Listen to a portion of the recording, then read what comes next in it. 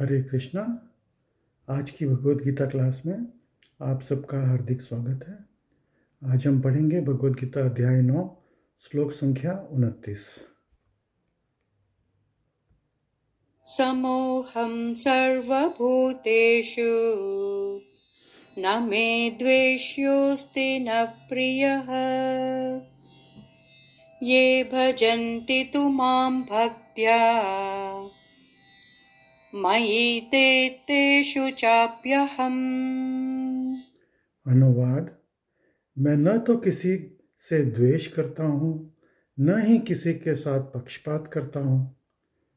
मैं सबों के लिए समभाव हूँ, किंतु जो भी भक्तिपूर्वक मेरी सेवा करता है वो मेरा मित्र है, मुझ में स्थित रहता है और मैं भी उसका मित्र हूँ। ये बहुत ही इम्पोर्टेंट है। अभी हम लोग पूछते हैं कि क्या भगवान जो है सबके साथ में एक समान व्यवहार करते हैं? हाँ, बिल्कुल।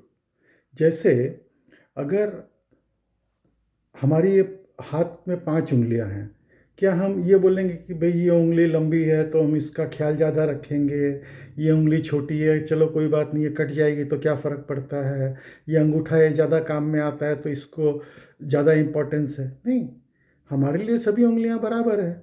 उसी तरह से भगवान के लिए हम सब बराबर हैं और वो भेदभाव बिल्कुल भी नहीं करते। सामान्यतया, अब ये विद इन द कोट्स बोल रहा हूँ, सामान्यतया वो बिल्कुल भी भेदभाव नहीं करते। वैसे भी भेदभाव नहीं करते हैं, लेकिन स्वाभाविक है कि अगर कोई उनका भक्ति करता है, कोई उनसे मित्रता पूर्वक व्यवहार करता है।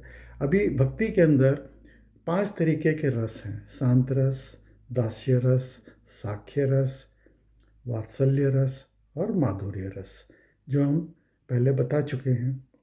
तो कोई भगवान के साथ में आदान प्रदान करता है, अपनी सेवाएं भगवान को उपलब्ध कराता है, तो नेचुरली आप सबके साथ में संभाव हैं। लेकिन अगर कोई आपकी सेवा कर रहा है तो आप स्पेशली उसके लिए थोड़ा सा भाई ये मेरी सेवा कर रहा है, ये मेरा सेवक है, ये मेरा मित्र है। तो भगवान यहाँ पे क्या बोलते हैं? बोले कि जो मेरी सेवा करता है वो मेरा मित्र है और मैं भी उसका मित्र हूँ। अब आप सोचो, भगवान का मित्र होना। अब भगवान ये चीज़ बोल रहे हैं कि वो मेरा मित्र है और मैं उसका मित्र हूँ। भगवान का मित्र होना कितनी बड़ी बात है। कौन है भगवान? कौन है? इस पूरी सृष्टि के मालिक। और वो अगर हमारे मित्र, आप थोड़ा सा खाली इमेजिन करो, कोई अगर ये बोले कि भाई अंबानी जी हमारे मित्र हैं या अडानी जी हमारे मित्र हैं, आज बड़े टाटा जी, बिरला जी हमारे मित्र हैं, हाँ, तो लोगों की भौवें वैसे ही तन जाएगी, हैं ये उसका मित्र है।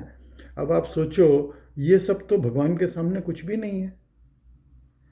तो अगर भगवान हमारे मित्र हैं तो भाई हमारा क्या पोजीशन होता है और उसके लिए हमको करना क्या है? ये भगवान तो ऑलरेडी बता रहे हैं कि भाई तुमको जो है सिर्फ जो है मेरी थोड़ी सेवा करनी है, मेरी भक्ति करनी है, भक्ति पूर्वक। और भगवान की सेवा करना भी बहुत आसान है। पत्रम पुष्पम फल, इसके पहले वाले श्लोक में बता के गए हैं भगवान। पत्रम पुष्पम फलम तोयम यो में भक्त। मैंने मेरे को खाली कोई पत्ता, एक पत्ता दे दे, पुष्प दे दे, फल दे दे, पानी अर्पण कर दे, भक्ति से, प्रेम से, बस भगवान प्रसन्न। अब आप सोचो कि भगवान को प्रसन्न करना कितना आसान है और कितनी आसानी से भगवान हमारे मित्र बन सकते हैं। लेकिन उस सब के लिए कंडीशन क्या है? भक्ति पूर्वक। ऐसा नहीं कि ले वो चवन्नी का सिक्का ऐसे फेंक करके हम मंदिर में जा करके मारेंगे, भगवान का मुकुट ही टेढ़ा हो जाएगा। ये कोई बात हुई? प्रेम से। भगवान के आपके पैसे के भूखे हैं? नहीं जी, वो तो सिर्फ आपके प्रेम के भूखे हैं। आप जितना प्रेम भगवान से करोगे भगवान को समझ में आता है। एक छोटे बच्चे को समझ में आता है कि कौन किस उससे प्रेम कर रहा है, तो क्या भगवान को समझ में नहीं आएगा कि कौन उससे उनसे प्रेम करता है? हाँ, तात्पर्य पढ़ेंगे श्रील प्रभुपाद द्वारा। यहाँ पे प्रश्न किया जा सकता है कि जब कृष्ण का सबों के लिए संभाव है और उनका कोई विशिष्ट मित्र नहीं है, तो फिर वे उन भक्तों की विशेष रुचि क्यों लेते हैं जो उनकी दिव्य सेवा में सदैव लगे रहते हैं? किंतु ये भेदभाव नहीं है तो ये तो सहज है।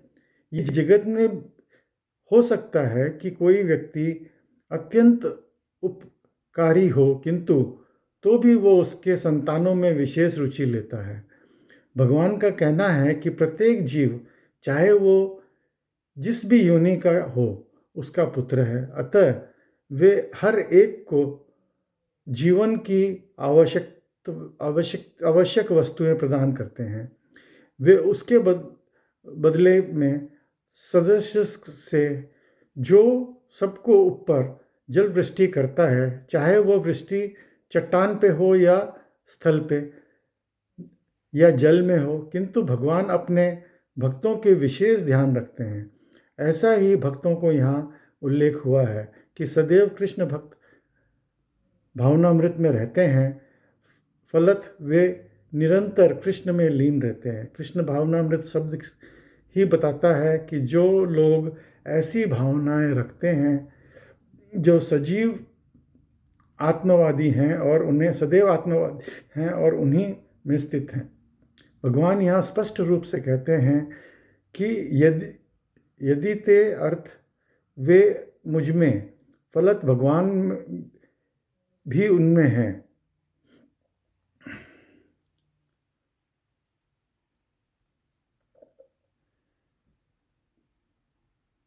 तो कहने का तात्पर्य यह है कि चाहे कोई कितना ही परोपकारी क्यों ना हो, लेकिन फिर भी कोई अगर उनकी सेवा कर रहा है तो वो भी थोड़ा तो पक्षपात करता है। तो इसी तरह से भगवान पक्षपात नहीं करते, लेकिन फिर भी करते हैं। किसके साथ? अपने भक्तों के साथ।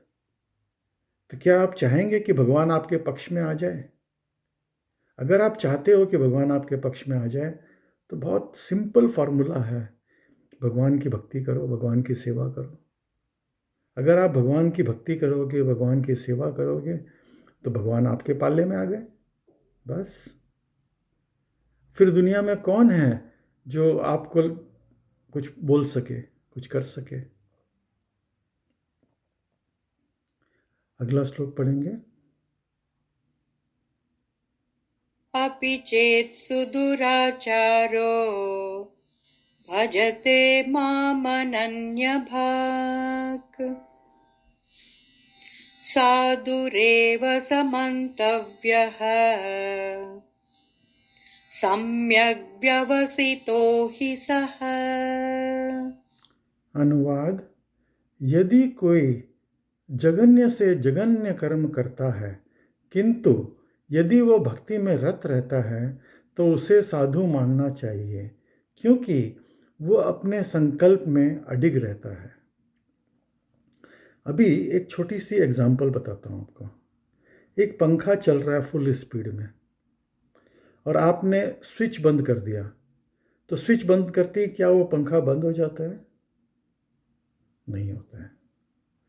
टाइम लगता है, उसका जो वेलोसिटी, जो उसका स्पीड से जो वो चल रहा था, तो वो धीरे धीरे धीरे धीरे जा कर के रुकता है।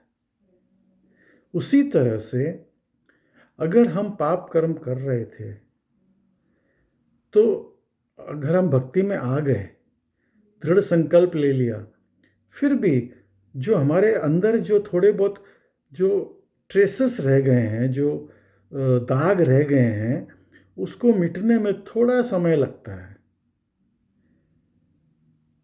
तो कुछ स्वभाव के कारण हम लोग अगर कोई गलत काम कर लिए, तो हमको ऐसे व्यक्ति को हम उसको जो है कोई भी निंदा नहीं कर सकता है। अगर हम निंदा करते हैं तो भगवान साफ बोल रहे हैं कि उसको तुम साधु ही मानो। ठीक है, उसने गलत काम किया, लेकिन वो दृढ़ होकर के भक्ति में लग चुका है। वो धीरे धीरे धीरे धीरे, अभी जैसे किसी को पान खाने की आदत है, दिन में वो 50 पान खाता है, लेकिन भक्ति में आ गया तो बोलता है नहीं नहीं, ये खाना ठीक नहीं है, चलो वो धीरे धीरे कम करेगा। हो सकता है वो 50 से 10 पे आ जाए, 10 से दिन में 2 पे आ जाए। तो हम ये नहीं बोल सकते देखो ये 2 पान खा रहा है, ये बहुत बेकार आदमी है। नहीं भाई, हमको ये देखना है कि ये 50 खाता था, अभी 2 पे आ गया और अब धीरे धीरे ये वो भी बंद कर देगा। जैसे नशा मुक्ति केंद्र पे आप जाइए तो वहाँ पे जो नशेड़ी लोग होते हैं, जो कि ड्रग्स लेते हैं, उन लोगों का नशा छुड़ाया जाता है। तो कैसे छुड़ाया जाता है? क्या एक दिन में बंद कर देते हैं? डॉक्टर लोग भी मना करते हैं, बोले नहीं, एक दिन में बंद कर दोगे तो ये मर जाएगा।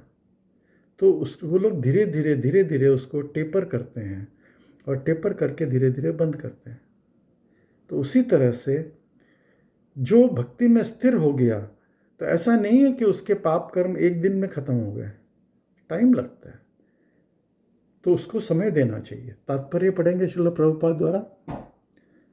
इस श्लोक का साधुचार शब्द अत्यंत महत्वपूर्ण है, अतः हमें इसे ठीक से समझना होगा। जब मनुष्य बद्ध रहता है तो उसके 2 प्रकार के कर्म होते हैं, प्रथम बद्ध और द्वितीय स्वाभाविक। जिस प्रकार शरीर की रक्षा करने या समाज तथा राज्य के नियमों का पालन करने के लिए तरह तरह के कर्म करने होते हैं, उसी प्रकार से बद्ध जीव के प्रसंग में भक्ति के लिए कर्म करने होते हैं तो बद्ध कहलाते हैं। उनके अतिरिक्त जो जीव इन्हें आध्यात्मिक स्वभाव से पूर्णतया भिन्न रहता है और कृष्ण भावनामृत में या भगवत भक्ति में लगा रहता है, उसके लिए ही कर्म कर होते हैं जो दिव्य कहलाते हैं। ऐसे कार्य उनकी स्वाभाविक स्थिति में संपन्न होते हैं और शास्त्रीय दृष्टि से भक्ति कहलाती है। बद्ध अवस्था में कभी कभी भक्ति और शारीर की बद्ध सेवाओं एक दूसरे के समांतर चलती है, किंतु पुनः कभी कभी वह एक दूसरे के विपरीत हो जाती हैं।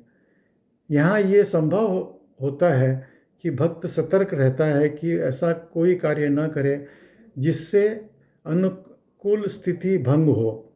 वो जानता है कि उसकी कर्म सिद्धि उसके कृष्ण भावनामृत के अनुभूति के प्रति पर निर्भर करती है, किंतु कभी कभी ये देखा जाता है कि कृष्ण भावनामृत में रत व्यक्ति सामाजिक या राजनीतिक दृष्टि से निंदनीय कार्य कर बैठता है, किंतु इस प्रकार के क्षणिक पतन से वह अयोग्य नहीं हो जाता। श्रीमद् भागवत में कहा गया है कि यदि कोई पतित हो जाए, किंतु यदि भगवान की दिव्य सेवा में लगा रहे, तो हृदय में वास करने वाले भगवान उसे शुद्ध कर देते हैं और उसे निंदनीय कार्य के लिए क्षमा कर देते हैं। तो भगवान जो हैं वो धीरे धीरे अपने हृदय में बैठे परमात्मा की तरह जो बैठे हैं, वो देखते हैं कि भाई इसके मन में गिलानी हो रही है कि ये कार्य नहीं करना चाहता। धीरे धीरे हमको उससे मुक्त करवा देते हैं भगवान और हमको उस कार्य के लिए क्षमा कर देते हैं। तो इसलिए हमको जो है भगवान यही बोलते हैं कि अगर कोई भक्ति के अंदर स्थित है, अगर उसने कोई गलती से कोई गलत काम कर लिया तो उसकी निंदा नहीं करनी चाहिए। उसकी निंदा करने से भक्त की निंदा के बराबर है। तो इसलिए हमको ये कभी भी वैष्णव अपराध, ये वैष्णव अपराध कहलाता है, तो हमको वैष्णव अपराध नहीं करना चाहिए।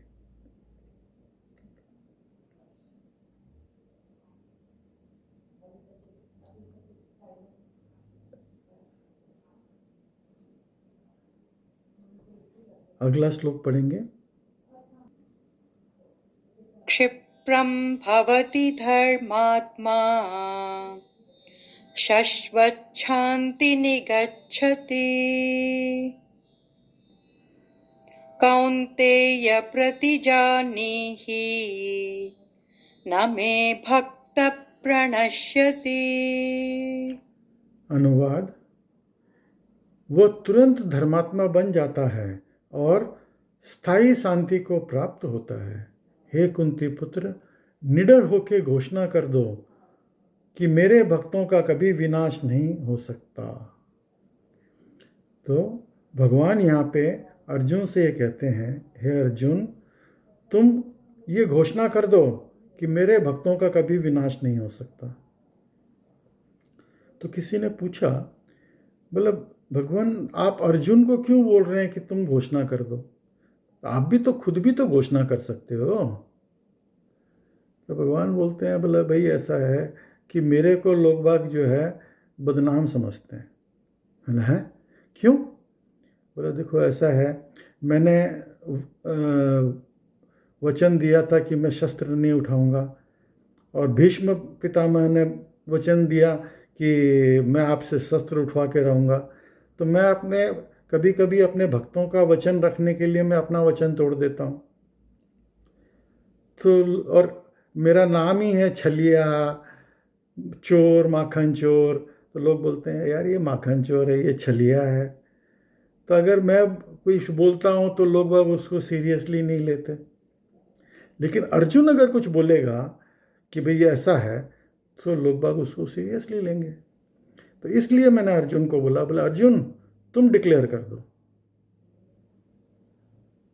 इसलिए भगवान ये बोलते हैं अर्जुन, और कहने का तात्पर्य ये है कि भगवान इस चीज़ की गारंटी ले रहे हैं कि वो तुरंत बहुत जल्दी ही जो व्यक्ति जिसका पतन हुआ था पिछले श्लोक में जिसको बताया कि एक्सीडेंटल फॉल डाउन, एक्सीडेंटली उसने कोई गलत काम कर लिया, तो उसको निंदा नहीं करनी चाहिए। वो तुरंत जो है, मैं परमात्मा के रूप में अंदर से बैठा हुआ उसको क्षमा करता हूँ और उसको सही पथ पे ले आता हूँ बहुत जल्दी, और उसको सही पथ पे ला करके और उसको शुद्ध कर देता हूँ। तो वो धर्मात्मा बन जाता है। क्षिप्रम भवति, जल्दी से जल्दी। तात्पर्य पढ़ेंगे। इसका कोई दूसरा अर्थ नहीं लगाना चाहिए। 7वें अध्याय में भगवान कहते हैं कि जो दुष्कृति है वह भगवत भक्त नहीं हो सकता। वो जो भगवत भक्त नहीं है उसमें कोई भी योग्यता नहीं होती। तब प्रश्न उठता है कि संयोगवश या स्वेच्छा से निंदनीय कार्यों में प्रवृत्त होने वाला व्यक्ति किस प्रकार भक्त हो सकता है। ये प्रश्न ठीक ही है, जैसा कि 7वें अध्याय में कहा गया है, जो दुष्ट आत्मा कभी भक्ति के पास नहीं फटकता उसमें कोई सद्गुण नहीं होते। श्रीमद् भागवत में भी इसका उल्लेख है।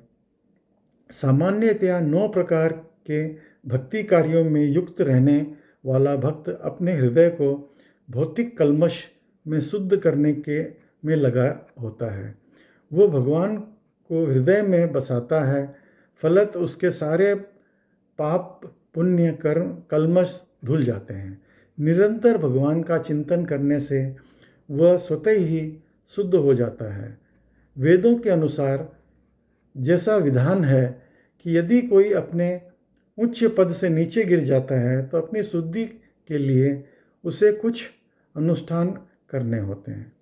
अभी एक एग्जाम्पल बताता हूँ। जैसे कोई आदमी बीमार पड़ा, डॉक्टर के पास जाता है, डॉक्टर उसको दवाई देता है। क्या आप दवाई का पहला डोज खाते से ही वो बस दवाई मुंह में गई और वो ठीक हो गया? नहीं होता है।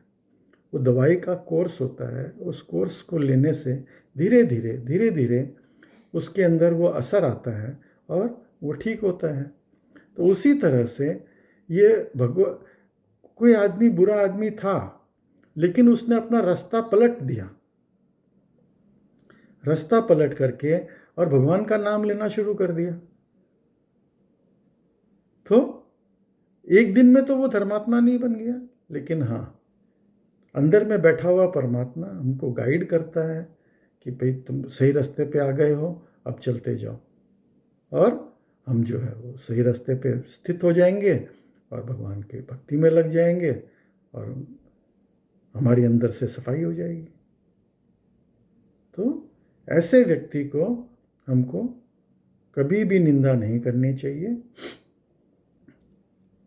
जो आदमी पठ नहीं पलटी करता है वो आदमी कभी ठीक नहीं हो सकता, लेकिन जिसने पथ पलटी कर लिया वो ठीक हो जाएगा। तो आज की भगवद गीता क्लास में आप सब सम्मिलित हुए, उसके लिए बहुत बहुत धन्यवाद। हरे कृष्णा।